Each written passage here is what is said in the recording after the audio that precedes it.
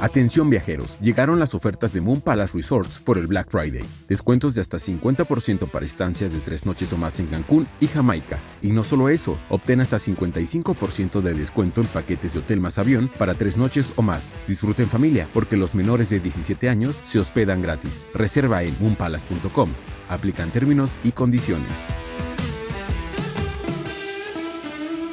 Muy buenos días. ¿Por qué no profundizamos en una que ha sido la pregunta obligada durante todo este año? ¿Realmente existe un nuevo Mexican Moment? Además de analizar algunos detalles en las cifras de inversión extranjera directa, platico con directores, economistas y analistas sobre su punto de vista en torno a la respuesta a esta pregunta. Pero primero, no olviden hacer clic al botón de seguir del podcast, activar la campana para que puedan recibir la alerta de un episodio nuevo cada mañana. ¿De qué estamos hablando? Rumbo al cierre de 2023, haciendo un balance, la gran interrogante que ha estado en cada plática, en cada discurso, en cada mesa o foro de discusión es si México vive o no vive un nuevo Mexican Moment. ¿Cómo saberlo? Aquí hemos hablado que el indicador clave a seguir es el de la inversión extranjera directa. El debate está entre quienes prefieren esperar un poco más, mientras que otra buena parte dice que ya es un hecho. Como bien sabemos, hasta ahora la mayoría siguen siendo reinversiones más que nuevas inversiones. Aunque una cosa es cierta, México sí ha estado recibiendo montos récord de inversión extranjera directa en lo que va de 2023. Pero esto se está registrando en medio de una reconfiguración de los flujos de inversión que responde a un viraje en la toma de decisiones corporativas de financiamiento que se presenta cuando el país permanece a la espera del boom del nearshoring. De acuerdo con datos de la Secretaría de Economía, entre enero y septiembre de 2023, México registró 32.926 millones de dólares por este concepto. Es un aumento de 2.4% respecto a lo que se logró en este mismo periodo, pero de 2022. En el tercer trimestre del año, de julio a septiembre, se dio el monto récord. Sin embargo, el 76% de ese monto récord es reinversión de utilidades. Solo el 8% corresponde a nuevas inversiones. Esto es muy, pero muy inferior a lo que se vio el año pasado. Se voltearon las cartas porque en 2022 de toda la inversión extranjera directa hubo un 45% de nuevas inversiones. ¿Qué pasó? Senyacen Flores, reportera de Economía y Gobierno en un análisis para Bloomberg Línea, consultó a la Secretaría de Economía sobre si esto de alguna manera refleja que no se está dando el nearshoring como realmente pensamos y que lleva a pensar que hay un nuevo Mexican Moment. La dependencia respondió en una nota escrita que al tercer trimestre se observa una reconfiguración en la llegada de los flujos de inversión, en la cual se observa el incremento de las inversiones por concepto de reinversión de utilidades y cuentas entre compañías, creando un efecto de una posible disminución en nuevas inversiones con respecto al mismo periodo de 2022. Economía dice que solo en el tercer trimestre se registró la llegada de 4.378 nuevas empresas y que sería un número similar a lo que se vio en 2022 en el mismo periodo, por lo que no se demostraría la premisa de una caída en nuevas inversiones. Imposible también que dijeran lo contrario, el gobierno se daría un balazo en el pie cuando además el sentimiento es que sí hay un buen clima de negocios por la estabilidad económica. De cualquier forma, el año electoral ya está aquí. Es un periodo en el que también las empresas posiblemente se esperen a ver el desenlace en las urnas, aunque digan que no y que sus planes van a largo plazo. De que se van a esperar, se van a esperar. Y eso se va a reflejar en los próximos registros que arroje este indicador en los meses por venir. Hay mucho interés de empresas extranjeras por instalarse en el país. La bandera del nearshoring, sin embargo, ha sido más notoria con Tesla, de la cual hasta ahora se han ido generando dudas sobre cómo avanza el proyecto de la planta en Nuevo León, dicho ya por el propio Elon Musk. Quizá también veamos esa primera piedra hasta pasada la mitad de 2024, ¿o no? Consideren también que quienes lograron traer a Tesla a México ya no están donde deben de estar. El gobernador Samuel García inicia su periodo de licencia para contender por la presidencia muy pronto y el ex canciller Marcelo Ebrard está asegurando un buen puesto para el próximo sexenio. ¿Quién se va a encargar ahora de darle seguimiento a los planes de Tesla en México? Hay más dudas que certezas y, como dicen por ahí, del plato a la boca se cae la sopa. La voz.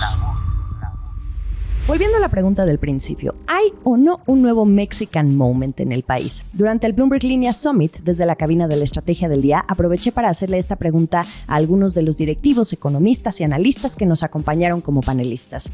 Y esto es lo que dicen. Comencemos por Omar de la Torre, director y analista líder en el equipo de soberanos de la calificadora S&P Global Ratings. Hay un gran desafío. El crecimiento económico para México ha sido uno de las limitantes de la calificación.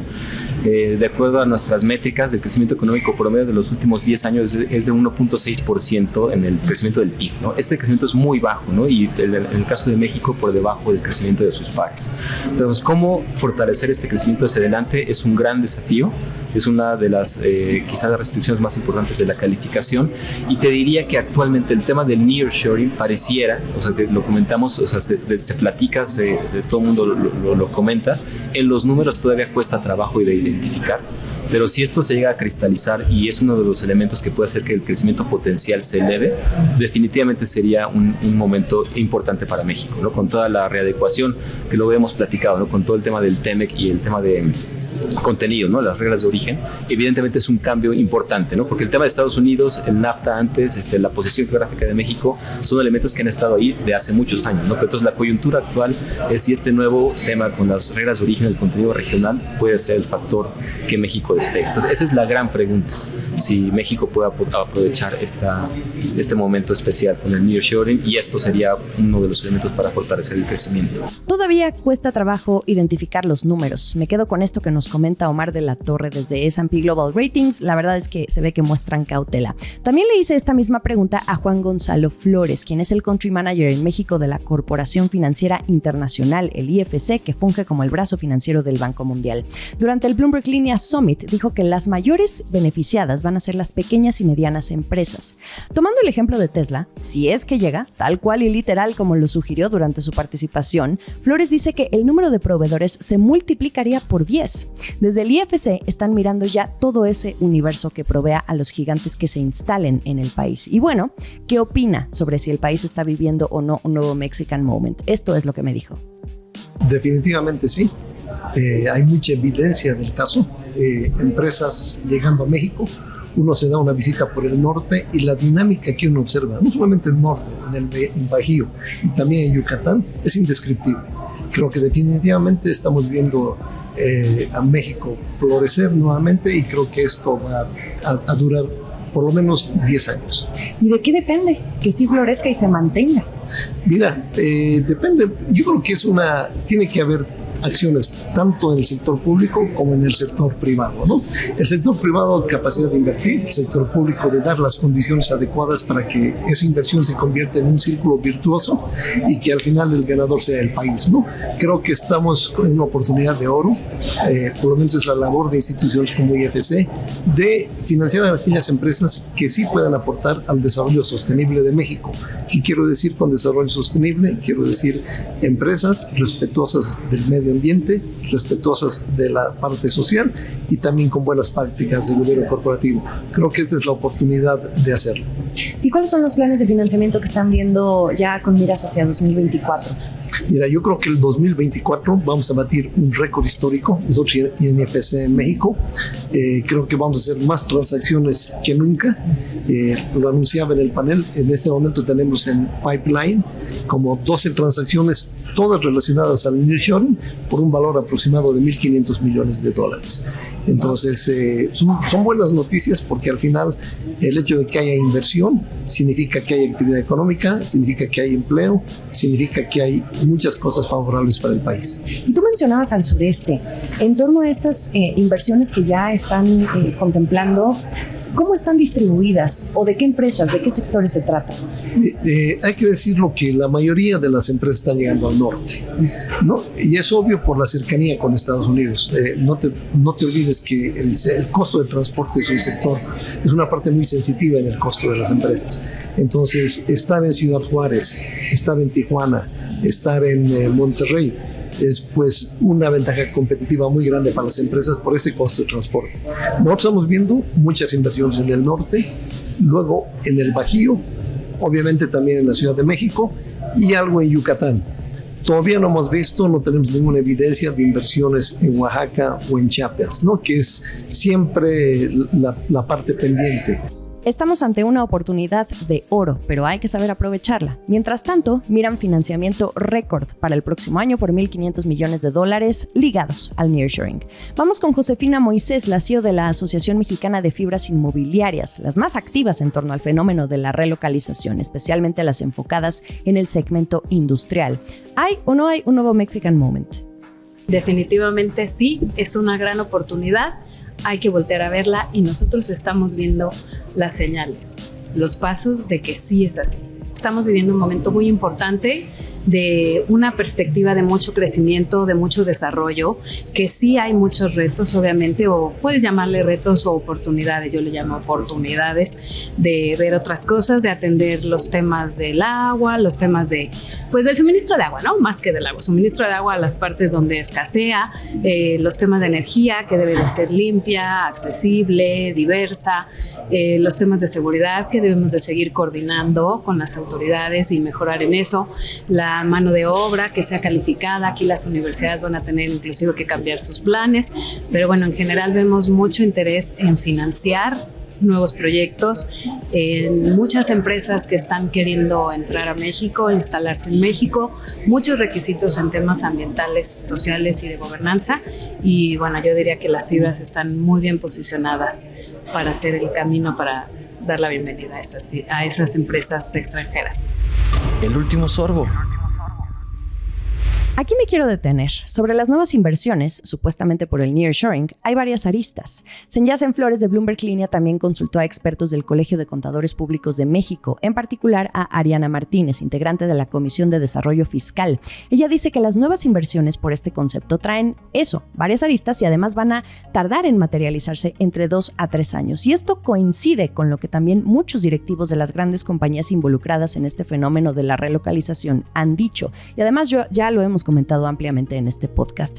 Y esto va muy ligado también a qué podemos definir entonces como Mexican Moment, cuando apenas suena el canto de las sirenas o cuando ya podemos ver los efectos en la economía. Los dejo con un depende, cortesía de Gabriel Lozano, economista en jefe para JP Morgan en México y Centroamérica. Mira, siempre como economista te voy a decir, depende. Depende cómo ves las cosas, depende corto plazo, depende mediano plazo. A mí no me gusta usar esa frase y yo trato de ser mucho más cuidadoso con respecto a cuáles son los retos, las oportunidades. Definitivamente tenemos las puertas abiertas para tener un logro importante a nivel económico de largo plazo. Se tiene que hacer una asignación de recursos muy cuidadosa porque efectivamente hay que estudiar varias de las oportunidades desde el punto de vista macroeconómico y al mismo tiempo políticas industriales que ayuden a esta asignación de recursos de manera importante. ¿Por qué? Porque hay mucha competencia.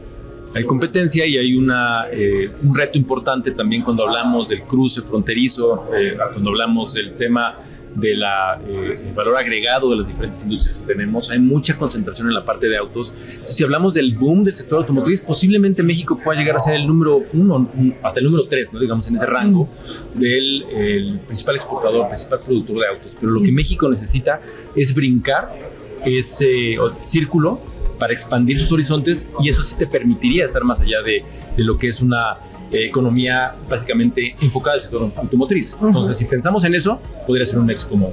Si no, va a estar complicado.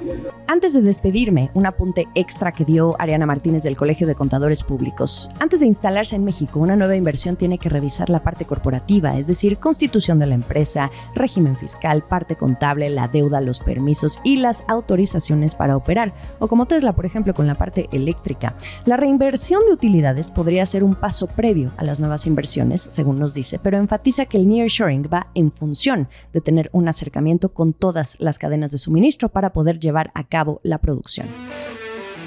Iniciamos la semana con día de descanso en el país. ¿Desde dónde me escuchan? ¿Dónde lo están pasando? Aquí, puente o no puente, sigo siendo muy productiva para ustedes. Ya saben que lo mejor de la información económica y de negocios está aquí en La Estrategia del Día. Estamos en Twitter como @laestrategiamx o como @Jimena Tolama, en Instagram como @JimenaBusiness y en YouTube los episodios completos. Esta fue La Estrategia del Día, escrito y narrado por Jimena Tolama, producido por Arturo Luna y Daniel Hernández. Que tengas un día muy productivo.